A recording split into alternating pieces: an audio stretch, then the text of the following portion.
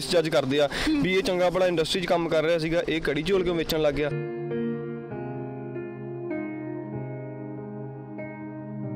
ਜ਼ਿੰਦਗੀ 'ਚ ਉਹ ਬੰਦਾ ਕਾਮਯਾਬ ਹੁੰਦਾ ਜਿਹਦੇ ਕੋਲ ਦੋ ਚੀਜ਼ਾਂ ਨੇ, ਇੱਕ ਸਬਰ ਤੇ ਇੱਕ ਸ਼ੁਕਰ। ਲੋਕਾਂ ਦੀ ਪਰਵਾਹ ਨਾ ਕਰੋ ਜੀ। ਲੋਕ ਤੁਸੀਂ ਕੋਈ ਚੰਗਾ ਕਰੋਗੇ ਤਾਂ ਵੀ ਕਹਿਣਗੇ ਕਿ ਮਾੜਾ ਹੀ ਕਹਿਣਗੇ, ਜੇ ਮਾੜਾ ਕਰੋਗੇ ਫਿਰ ਤਾਂ ਉਹਨਾਂ ਨੇ ਮਾੜਾ ਕਹਿਣੀ ਆ। ਲੋਕਾਂ ਨੇ ਤੁਹਾਡੇ ਘਰੇ ਰੋਟੀ ਨਹੀਂ ਪਕਾਉਣੀ ਹੈਗੀ, ਤੁਹਾਡੇ ਚੁੱਲ੍ਹੇ 'ਤੇ ਜਿਹੜੀ ਅੱਗ ਬਣਨੀ ਲੋਕਾਂ ਨੇ ਨਹੀਂ ਬਾਲਣੀ ਹੈਗੀ। ਤੁਹਾਡੀ ਮਿਹਨਤ ਨੇ ਤੇ ਜਿਹੜੇ ਤੁਹਾਡੇ ਪੇਰੈਂਟਸ ਆ ਉਹਨਾਂ ਦੇ ਦਿੱਤੇ ਸੰਸਕਾਰ ਆ ਉਹੀ ਕੰਮ ਹੋਣੇ ਆ ਜੀ। ਤੁਸੀਂ ਆਪਣੀ ਮਿਹਨਤ ਕਰੋ, ਮਿਹਨਤ ਨਾਲ ਭੱਜੋ। ਜਿਹੜੀ ਤੁਸੀਂ ਮਿਹਨਤ ਕੈਨੇਡਾ ਜਾ ਕੇ ਆਸਟ੍ਰੇਲੀਆ ਜਾ ਕੇ ਕਰਨੀ ਹੈ, ਜੇ ਤੁਸੀਂ ਉਰੇ ਕਰ ਲਓ, ਮੈਂ ਤੁਹਾਨੂੰ ਦਿਲ ਨਾਲ ਕਹਿਣਾ ਕਿ ਮੈਂ ਚਲੋ ਦੱਸਣਾ ਨਹੀਂ ਚਾਹੁੰਦਾ ਪਰ ਮੈਂ ਇੱਥੇ ਬਹੁਤ ਸੋਹਣੀ ਇਨਕਮ ਕਰ ਰਿਹਾ।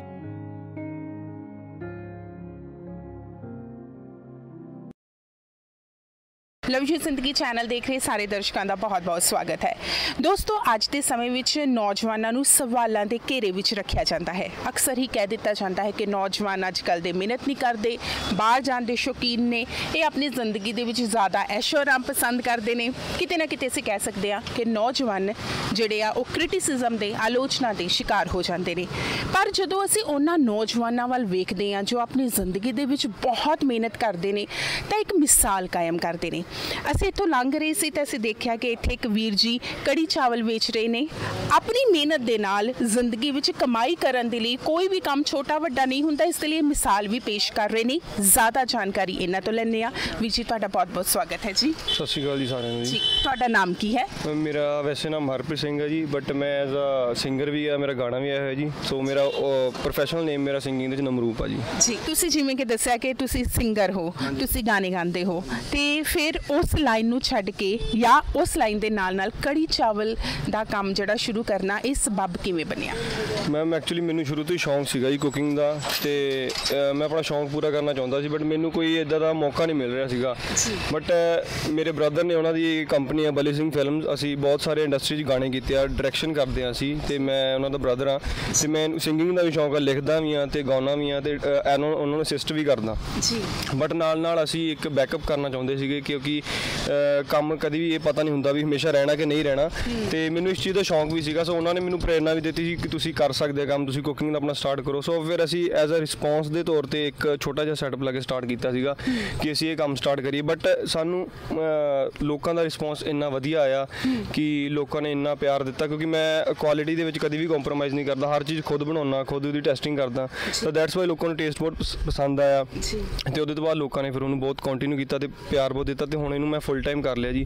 ਹੁਣ ਇਹਨੂੰ ਫੁੱਲ ਟਾਈਮ ਕਰਦੇ ਹਾਂ, ਤੇ ਜਿੱਦਣ ਸਾਡੀ ਸ਼ੂਟਿੰਗ ਵਗੈਰਾ ਹੁੰਦੀ ਆ ਉਦੋਂ ਅਸੀਂ ਹੌਲੀਡੇ ਰੱਖ ਲਈ ਤਾਂ ਫਿਰ ਉਦੋਂ ਸ਼ੂਟਿੰਗ ਕਰਦੇ ਹਾਂ ਜੀ।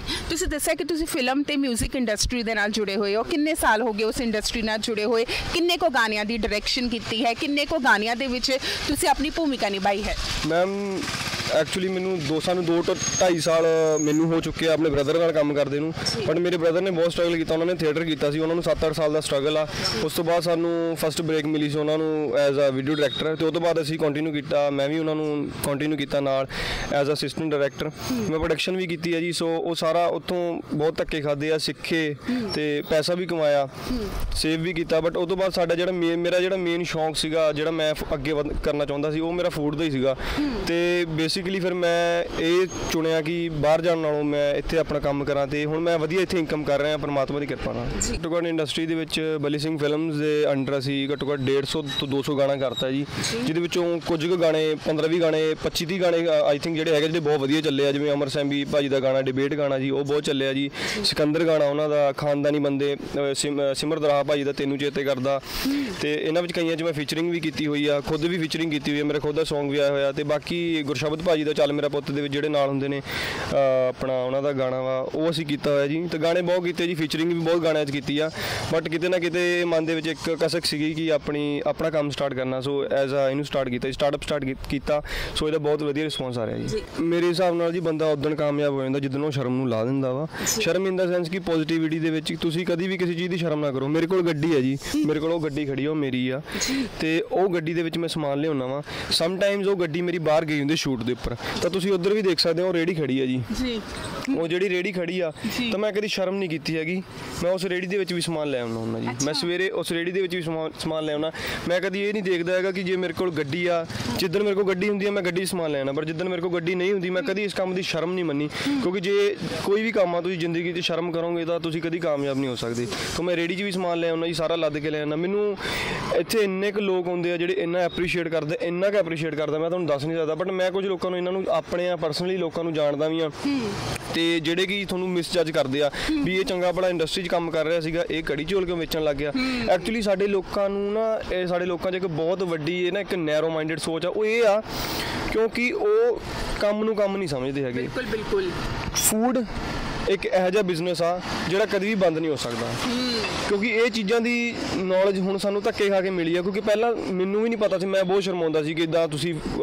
ਰੋਡ ਸਾਈਡ ਤੇ ਕੋਈ ਕੜੀ ਚਾਵਲ ਵੇਚੋਗੇ ਲੋਕ ਕੀ ਕਹਿਣਗੇ ਲੋਕਾਂ ਦੀ ਪਰਵਾਹ ਨਾ ਕਰੋ ਜੀ ਲੋਕ ਤੁਸੀਂ ਕੋਈ ਚੰਗਾ ਕਰੋਗੇ ਤਾਂ ਵੀ ਕਹਿਣਗੇ ਕਿ ਮਾੜਾ ਹੀ ਕਹਿਣਗੇ ਜੇ ਮਾੜਾ ਕਰੋਗੇ ਫਿਰ ਤਾਂ ਉਹਨਾਂ ਨੇ ਮਾੜਾ ਕਹਿਣੀ ਆ ਲੋਕਾਂ ਨੇ ਤੁਹਾਡੇ ਘਰੇ ਰੋਟੀ ਨਹੀਂ ਪਕਾਉਣੀ ਹੈਗੀ ਤੁਹਾਡੇ ਚੁੱਲ੍ਹੇ 'ਤੇ ਜਿਹੜੀ ਅੱਗ ਬਣਨੀ ਲੋਕਾਂ ਨੇ ਨਹੀਂ ਬਾਲਣੀ ਹੈਗੀ ਤੁਹਾਡੀ ਮਿਹਨਤ ਨੇ ਤੇ ਜਿਹੜੇ ਤੁਹਾਡੇ ਪੇਰੈਂਟਸ ਆ ਉਹਨਾਂ ਦੇ ਦਿੱਤੇ ਸੰਸਕਾਰ ਆ ਉਹੀ ਕੰਮ ਹੋਣੇ ਆ ਜੀ ਤੁਸੀਂ ਆਪਣੀ ਮਿਹਨਤ ਕਰੋ ਮਿਹਨਤ ਤੋਂ ਨਾ ਭੱਜੋ ਜਿਹੜੀ ਤੁਸੀਂ ਮਿਹਨਤ ਕੈਨੇਡਾ ਜਾ ਕੇ ਆਸਟ੍ਰੇਲੀਆ ਜਾ ਕੇ ਕਰਨੀ ਹੈ ਜੇ ਤੁਸੀਂ ਉਰੇ ਕਰ ਲਓ ਮੈਂ ਤੁਹਾਨੂੰ ਦਿਲ ਨਾਲ ਕਹਿਣਾ ਕਿ ਮੈਂ ਚਲੋ ਦੱਸਣਾ ਨਹੀਂ ਚਾਹੁੰਦਾ ਪਰ ਮੈਂ ਇੱਥੇ ਬਹੁਤ ਸੋਹਣੀ ਇਨਕਮ ਕਰ ਰਿਹਾ ਅੱਜ ਪਰ ਮੈਂ ਤੁਹਾਨੂੰ ਇਹ ਨਹੀਂ ਦੱਸ ਸਕਦਾ ਕਿ ਉਹਦਾ ਮੈਨੂੰ ਰਿਵਾਰਡ ਜਿਹੜਾ ਮਿਲਿਆ ਵਾ ਇੰਨੀ ਮਿਹਨਤ ਨਾਲ ਮਿਲਦਾ ਮੈਂ ਸਵੇਰੇ 5 ਵਜੇ ਉੱਠਦਾ ਵਾਂ ਮੈਂ ਸਵੇਰੇ 5 ਵਜੇ ਉੱਠ ਕੇ ਆਪਣਾ ਸਾਰਾ ਕੁਝ ਕੁੱਕ ਕਰਦਾ ਮੈਨੂੰ 3 ਤੋਂ 4 ਘੰਟੇ ਲੱਗਦੇ ਆ ਮੇਰੇ ਨਾਨੀ ਜੀ ਨੇ ਜਿਹੜੇ ਮੇਰੇ ਨਾਲ ਹੈਲਪ ਕਰਾ ਦਿੰਦੇ ਨੇ ਬਟ 90% ਕੰਮ ਮੈਂ ਖੁਦ ਕਰਦਾ ਜੀ ਫਿਰ ਉਹਦੇ ਤੋਂ ਬਾਅਦ ਮੈਂ ਜਦੋਂ ਇੱਥੇ ਲੈ ਕੇ ਆਇਆ ਨਾ ਫਿਰ ਸਾਰਾ 5 ਜਾਂ 6 ਵਜੇ ਤੱਕ ਖੜਦਾ ਉਰੇ 5 ਵਜੇ ਤੱਕ ਹੱਦ ਸਰਵ ਕਰਦਾ ਜੀ ਤੋਂ ਸਾਰਾ ਜਦੋਂ ਖਤਮ ਹੋ ਜਾਂਦਾ ਵਧੀਆ ਪੈਸੇ ਬਣ ਜਾਂਦੇ ਆ ਤੇ ਫਿਰ ਮੈਂ ਘਰੇ ਜਾਣਾ ਫਿਰ ਮੈਂ ਅਗਲੇ ਦਿਨ ਦੀ ਤਿਆਰੀ ਕਰਦਾ ਫਿਰ ਮੈਂ ਰਾਤੀ ਮੈਨੂੰ ਤਿਆਰੀ ਕਰਦੇ 11-12 ਵੱਜ ਜਾਂਦੇ ਆ ਜੀ ਸੋ 12 ਵਜੇ ਮੈਂ ਫਿਰ ਸੌਣਾ ਸਵੇਰੇ ਫਿਰ 5 ਵਜੇ ਉੱਠ ਜਾਣਾ ਬਟ ਗੱਲ ਇਹ ਆ ਕਿ ਜੇ ਆਪਾਂ ਵਿਹਲੇ ਰਹਿ ਕੇ ਇੱਥੇ ਸੋਚਾਂਗੇ ਕਿ ਆਪਾਂ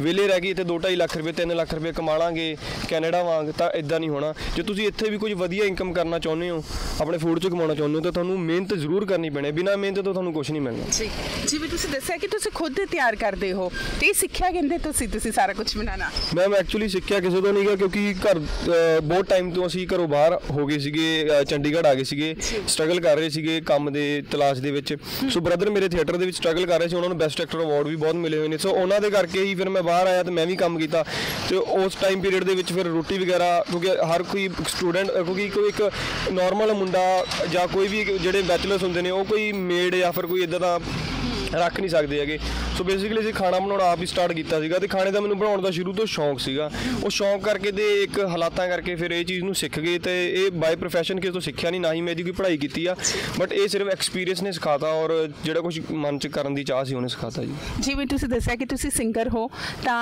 2 ਕੁ ਲਾਈਨਾਂ ਤੁਸੀਂ ਆਪਣੇ ਗੀਤ ਦੀਆਂ ਜ਼ਰੂਰ ਸਾਡੇ ਦਰਸ਼ਕਾਂ ਦੇ ਨਾਲ ਸਾਂਝੀਆਂ ਕਰੋ ਮੇਰਾ ਗੀਤ ਆਇਆ ਹੋਇਆ ਜੀ ਬਿਲੋਂਗ ਟੂ ਸਰੀ ਤੇ ਉਹ ਗਾਣਾ ਵੀ ਮੈਂ ਖੁਦ ਲਿਖਿਆ ਸੀਗਾ ਕਿਉਂਕਿ ਹੁਣ ਅਸੀਂ ਕੈਨੇਡਾ ਜਾ ਤਾਂ ਸਕੇ ਨਹੀਂ ਪਰ ਅਸੀਂ ਉਹ ਸਰੀ ਦੇ ਉੱਪਰ ਕਿਉਂਕਿ ਜੋ ਟੌਪਿਕਸ ਚੱਲ ਰਹੇ ਹੁੰਦੇ ਅਸੀਂ ਉਹਦੇ 'ਤੇ ਗਾਣਾ ਬਣਾ ਕੇ ਲਿਖ ਦਿੰਦੇ ਹੁੰਦੇ ਆ ਤੇ ਬਾਕੀ ਗਾਣਾ ਮੈਂ ਤੁਹਾਨੂੰ ਸੁਣਾ ਦਿੰਦਾ ਜੀ ਜਿਹੜਾ ਵੀ ਤੁਸੀਂ ਕਹੋਗੇ ਉਹ ਸੁਣਾ ਦਿੰਦਾ ਜੇ ਤੁਸੀਂ ਉਹ ਸੁਣਾਉਣਾ ਚਾਹੁੰਦੇ ਮੈਂ ਉਹ ਵੀ ਸੁਣਾ ਦਿੰਦਾ ਗਾਣਾ ਇੱਦਾਂ ਜੀ ਮੈਂ ਉਹ ਗਾਣਾ ਐਕਚੁਅਲੀ ਨਾ ਸਟੂਡੈਂਟਸ ਨੂੰ ਡੈਡੀਕੇਟ ਕੀਤਾ ਸੀ ਜਿਹੜੇ ਬਾਹਰ ਵਸਦੇ ਸਟੂਡੈਂਟ ਆ ਨਾ ਬਹੁਤ ਮਿਹਨਤਾਂ ਕਰਦੇ ਆ ਜੀ ਐਕਚੁਅਲੀ ਮੇਰਾ ਮਕਸਦ ਬਿਲੋਂਗ ਟੂ ਸਰੀ ਦਾ ਵਿੱਚ ਇਹ ਨਹੀਂ ਸੀ ਵੀ ਮੁੰਡਾ ਸਰੀ ਨੂੰ ਬਿਲੋਂਗ ਕਰਦਾ ਉਹਦੇ ਵਿੱਚ ਗੱਲ ਇਹ ਸੀ ਮੁੰਡਾ ਸਰੀ ਨੂੰ ਬਿਲੋਂਗ ਇਸ ਲਈ ਕਰਦਾ ਉਹਦੇ 'ਚ ਲਾਈਨਾਂ ਨੇ ਕਰ ਕਰ ਮਿਹਨਤਾਂ ਮੈਂ ਮਹਿਲ ਪਾਏ ਨੇ ਦਿਨ ਰਾਤ ਸ਼ਿਫਟਾਂ ਦੇ ਵਿੱਚ ਲਾਏ ਨੇ ਆਖੇ ਪਿੰਡ ਭੇਜਦਾ ਆ ਡਾਲਰ ਕਿੱਥੋਂ ਕੀ ਦੱਸਾਂ ਮਿਹਨਤਾਂ ਨਾਲ ਸਿੰਗੜਾਏ ਨੇ ਉਹ ਕਰ ਕਰ ਮਿਹਨਤਾਂ ਮੈਂ ਮਹਿਲ ਪਾਏ ਨੇ ਦਿਨ ਰਾਤ ਸ਼ਿਫਟਾਂ ਦੇ ਵਿੱਚ ਲਾਏ ਨੇ ਆਖੇ ਪਿੰਡ ਭੇਜਦਾ ਆ ਡਾਲਰ ਕਿੱਥੋਂ ਕੀ ਦੱਸਾਂ ਮਿਹਨਤਾਂ ਨਾਲ ਸਿੰਗੜਾਏ ਨੇ ਓਨਟਾਰੀਓ ਟੋਰਾਂਟੋ ਵਾਲੇ ਯਾਰ ਰੱਖਿਆ ਬਰੈਂਪਟਨ ਵਿੱਚ ਸਾਡੇ ਡੇਰੇ ਪੱਕਿਆ ਫੋਰ ਸਕਸੈਸ ਬੜੇ ਖਾਦੇ ਤੱਕੇ ਆ ਉਹ ਜਿੰਨੇ ਮਿਲੇ ਯਾਰ ਸਾਰੇ ਲੈਵਲ ਜੁੜੇ ਤੇਰਾ ਐਟੀਟਿਊਡ ਸਾਡੇ ਫੁੱਟ ਤੇ ਕੁੜੇ ਜਿਹੜਾ ਤੁਰੇ ਨਾਲ ਇੱਕੋ ਸਾਰ ਹੀ ਤੁਰੇ ਫਾਇਦੇ ਕਦੇ ਯਾਰੀਆਂ ਚੋਂ ਚੱਕੇ ਨਹੀਂ ਕੁੜੇ ਉਹ ਗਾਣਿਆਂ ਦੀ ਕਰੀ ਨਾ ਫਿਕਰ ਚੱਲੀਏ ਆਉਣਗੇ ਰਿਪੀਟ ਤੇ ਰਿਕਾਰਡ ਬੱਲੀਏ ਡਾਲਰਾਂ 'ਚ ਤੋੜ ਦੂੰਗਾ ਨਖਰਾ ਤੇਰਾ घर दा बिलोंग मुंडा सरी बल्लिए। बहुत खूब, बहुत खूब। अच्छा, एक गल पूछना चाहांगी कि ये ना कहना बहुत सौखा होंदा है कि काम कोई छोटा वड्डा नहीं हुंदा या शर्म नहीं करनी चाहिए, मेहनत करनी चाहिए आ, पर जिमें तुसी मिसाल बन रहे हो नौजवानों के लिए कि काम वाकई ही छोटा वड्डा नहीं हुंदा, इसके पिछे कोई ना कोई मोटिवेशन जरूर होएगी, कोई ना कोई रोल मॉडल होएगा, कोई ना कोई जिंदगी में इदा दा शख्स होएगा जो तुहानू इन्ना पॉजिटिव रखता होएगा।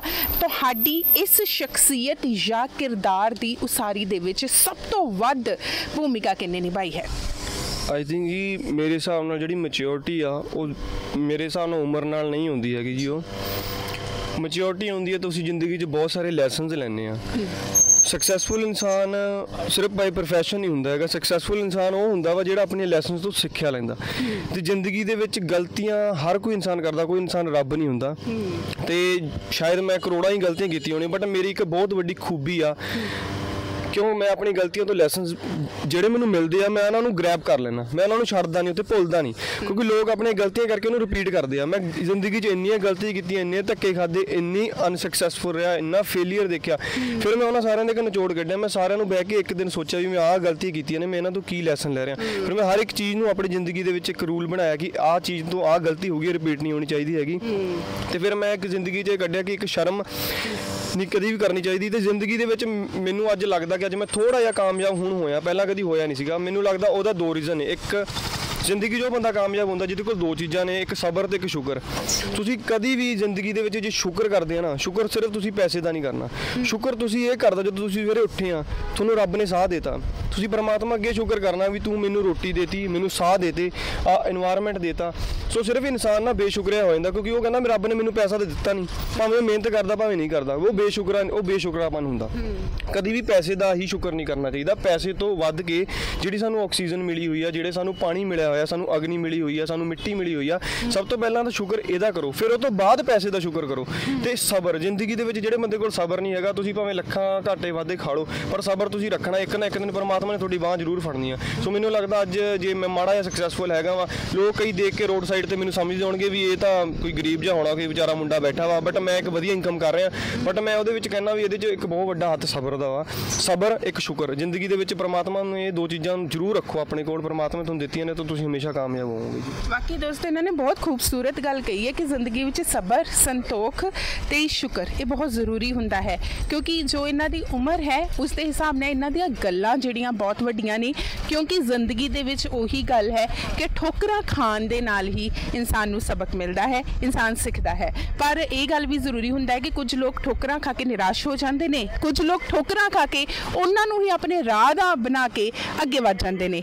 ਸਰ, ਇੱਕ ਇੱਦਾਂ ਦਾ ਗੀਤ ਸੁਣਨਾ ਚਾਹਾਂਗੇ ਜੋ ਤੁਹਾਡੇ ਦਿਲ ਦੇ ਬੇਹੱਦ ਹੀ ਕਰੀਬ ਹੈ, ਜੋ ਤੁਹਾਨੂੰ ਬਹੁਤ ਪਸੰਦ ਹੈ, ਜਦੋਂ ਵੀ ਜ਼ਿੰਦਗੀ ਦੇ ਵਿੱਚ ਤੁਸੀਂ ਇਕੱਲੇ ਬੈਠਦੇ ਹੋ ਤੇ ਉਸ ਗੀਤ ਨੂੰ ਗੁਣਗੁਣਾਉਣਾ ਪਸੰਦ ਕਰਦੇ ਹੋ?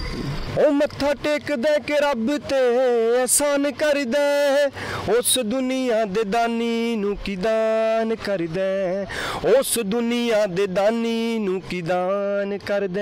ਉਹ ਕਿੱਥੋਂ ਕਰੇਗਾ ਤਰੱਕੀ ਤੈਨੂੰ ਰੋਗ ਲੱਗੇ 36, ਕਿੱਥੋਂ ਕਰੇਗਾ ਤਰੱਕੀ ਤੈਨੂੰ ਰੋਗ ਲੱਗੇ 36, ਉੱਤੋਂ ਨਸ਼ਿਆਂ ਦੀ ਫੱਕੀ ਤੇ ਸ਼ਰੀਰ ਕੀ ਕਰੇ, ਤੈਨੂੰ ਮੰਗਣਾ ਨਾ ਆਵੇ ਤੇ ਫਕੀਰ ਕੀ ਕਰੇ, ਮੱਥਾ ਟੇਕਣਾ ਨਾ ਆਵੇ ਗੁਰੂ ਪੀਰ ਕੀ ਕਰੇ। बहुत खूब, बहुत खूब।